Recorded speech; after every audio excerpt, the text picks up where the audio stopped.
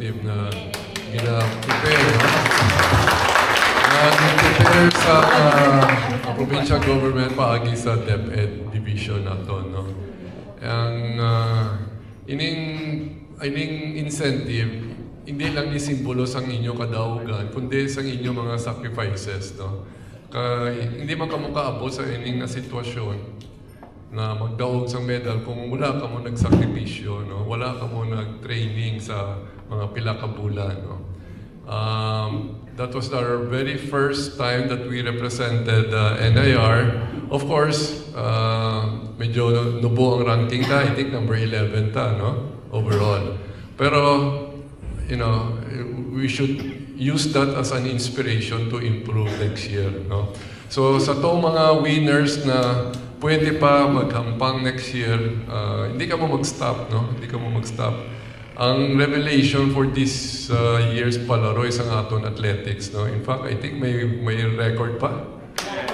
May record breaker pa ta. Ari siya din? Sino mo record breaker? Wow, tatlo ah.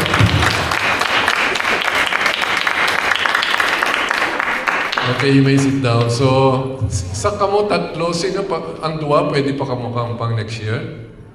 Pwede pa? Pwede pa? Ang isa graduate na, no? Ma-college na. Dito naman siya ma-dominate sa UAAP. So, awa na, no? So, sa mga winners na pwede pa kamo kahampang next year, hindi ka mo mag-stop training, no? Especially sa athletics, kabalo ka mo na ang provincial government, consistent ang atong programa, and good enough, may resulta, ma'am. I think we should also focus sa running events, no? So, I think dirata medyo sa field events, okay ta. Sa running events, yes, may record holder ta, pero we can improve on improve so that we can have more winners, no, sa running and other sports, no? So sa mga ginikanan, encourage yung ginang mga kabataan ninyo na mag-focus man sa ila sporting event. Of course, unahon nilang ila schooling, ha? Okay? Unang tawag sa ila, student athletes.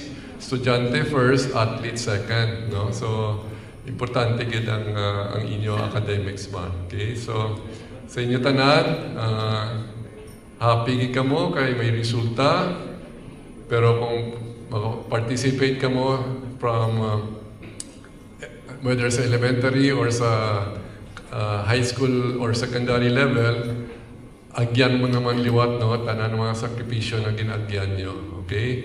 Para padayon gyapon ta maka-generate sa mga medal winners sa 2027 palaro, which will be held in Quezon City. Okay?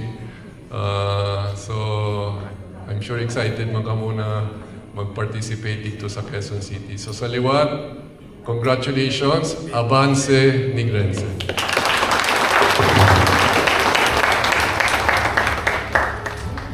Thank you very much, Governor Lacson.